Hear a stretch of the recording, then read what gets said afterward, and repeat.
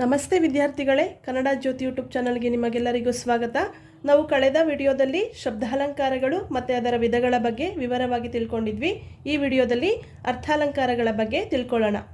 ಅರ್ಥಾಲಂಕಾರಗಳು ಅಂತ ಹೇಳಿದ್ರೆ ಅರ್ಥ ಚಮತ್ಕಾರದಿಂದ ಕಾವ್ಯ ಸೌಂದರ್ಯವನ್ನುಂಟು ಮಾಡುವ ವೈಚಿತ್ರ್ಯಗಳೇ ಅರ್ಥಾಲಂಕಾರಗಳು.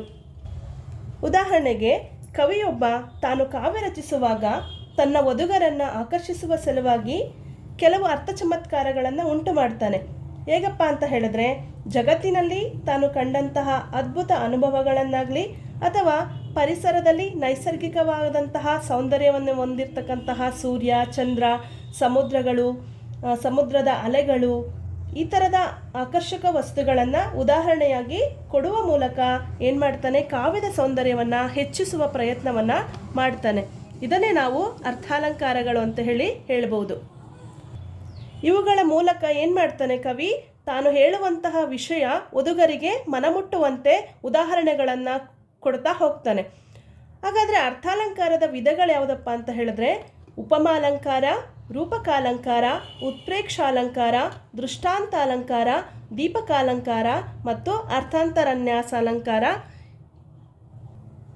ಈಗ ಒಂದೊಂದಾಗಿ ಅಲಂಕಾರಗಳ ಬಗ್ಗೆ ತಿಳ್ಕೊಳ್ತಾ ಹೋಗೋಣ. ಮೊದಲನೇದಾಗಿ ಉಪಮಾಲಂಕಾರ. ಏನಪ್ಪ ಉಪಮಾಲಂಕಾರ ಅಂತ ಹೇಳಿದ್ರೆ ಎರಡು ವಸ್ತುಗಳಿಗೆ ಪರಸ್ಪರವಾಗಿ ಇರುವ ಆಕರ್ಷಕವಾದ ಹೋಲಿಕೆಯನ್ನು ಹೇಳುವ ಅಲಂಕಾರವೇ ಉಪಮಾಲಂಕಾರ. ಈ ಅಲಂಕಾರವು ಉಪಮೇಯ, ಉಪಮಾನ, ಸಮಾನ ಧರ್ಮ, ಉಪಮಾವಾಚಕ ಈ 4 ಅಂಶಗಳನ್ನು ಹೊಂದಿರುತ್ತದೆ. ಉಪಮಾಲಂಕಾರದಲ್ಲಿ ಕವಿ ಏನು ಮಾಡಿರ್ತಾನೆ, ಎರಡು ವಸ್ತುಗಳ ನಡುವೆ ಹೋಲಿಕೆಯನ್ನು ಮಾಡಿರ್ತಾನೆ.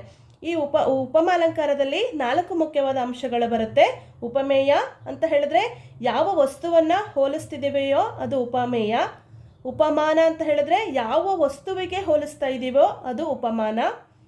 ಸಮಾನ ಧರ್ಮ ಅಂತ ಹೇಳಿದ್ರೆ ಆ ಹೋಲಿಸುವ ವಸ್ತು ಮತ್ತು ಹೋಲಿಸಲ್ಪಡುವ ವಸ್ತು, ಎರಡು ವಸ್ತುಗಳ ನಡುವೆ ಇರತಕ್ಕಂತಹ ಒಂದು ಸಮಾನವಾದ ಗುಣ ಏನಿರುತ್ತೆ ಅದನ್ನು ಸಮಾನ ಧರ್ಮ ಅಂತೇಳಿ ಕರೀತಾರೆ. ಇನ್ನು ಉಪಮಾವಾಚಕ. ಈ 4 ಅಂಶಗಳು ಯಾವ ಅಲಂಕಾರದಲ್ಲಿರುತ್ತೆ, ಯಾವ ಉಪಮಾಲಂಕಾರದಲ್ಲಿರುತ್ತೆ ಅದನ್ನು ಪೂರ್ಣೋಪಮಾಲಂಕಾರ ಅಂತ ಹೇಳಿ ಕರಿತೀವಿ. ಯಾವುದೇ ಒಂದು ಉಪಮಾಲಂಕಾರದಲ್ಲಿ ಯಾವುದಾದರೂ ಒಂದು ಅಂಶ, ಈ 4 ಅಂಶಗಳಲ್ಲಿ ಒಂದು ಅಂಶ ಕಾಣಿಸ್ಲಿಲ್ಲ ಅಂತ ಹೇಳಿದ್ರೆ ಅದನ್ನು ಲುಪ್ತೋಪಮಾಲಂಕಾರ ಅಂತೇಳಿ ಕರಿತೀವಿ. ಈಗ ಉದಾಹರಣೆಗಳನ್ನು ಗಮನಿಸಿ. ಮೊದಲನೆಯ ಉದಾಹರಣೆ, ಆ ಮಗುವಿನ ಮುಖವು ಚಂದ್ರನ ಮುಖದಂತೆ ಮನೋಹರವಾಗಿದೆ. ಇಲ್ಲಿ ಮಗುವಿನ ಮುಖವನ್ನು ಚಂದ್ರನ ಮುಖಕ್ಕೆ ಹೋಲಿಸಲಾಗಿದೆ. ಮಗುವಿನ ಮುಖ ಉಪಮೇಯ, ಚಂದ್ರ ಉಪಮಾನ.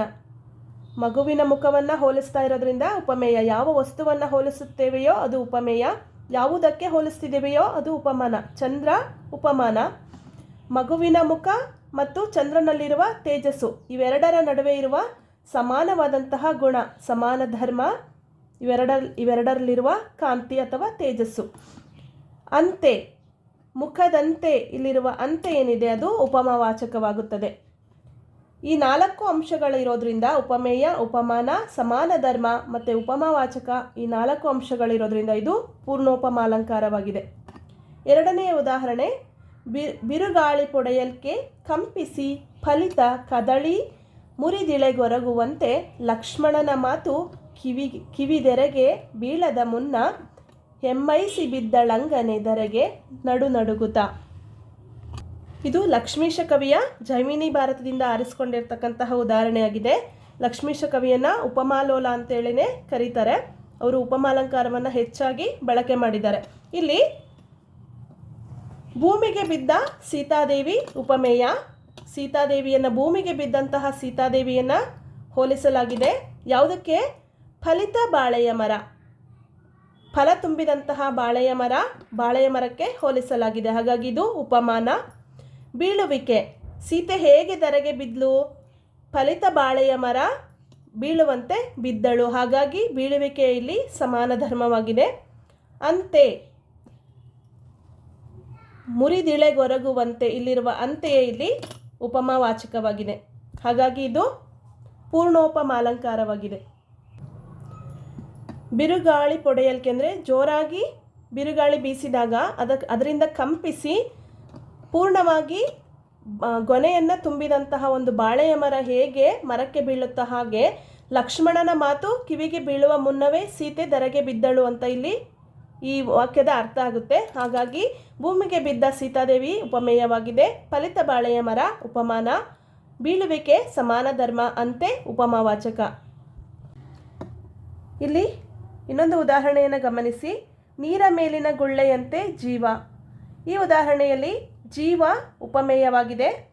ನೀರ ಮೇಲಿನ ಗುಳ್ಳೆಗೆ ಹೋಲಿಸಿರೋದ್ರಿಂದ ಇದು ನೀರ ಮೇಲಿನ ಗುಳ್ಳೆ ಉಪಮಾನವಾಗುತ್ತೆ. ಅಂತೆ ಉಪಮಾವಾಚಕ ಆಗುತ್ತೆ. ಆದರೆ ಇಲ್ಲಿ ಸಮಾನ ಧರ್ಮ, ಇವೆರಡರ ನಡುವೆ ಇರತಕ್ಕಂತಹ ಸಮಾನ ಧರ್ಮ ಕಾಣಿಸ್ತಾ ಇಲ್ಲ.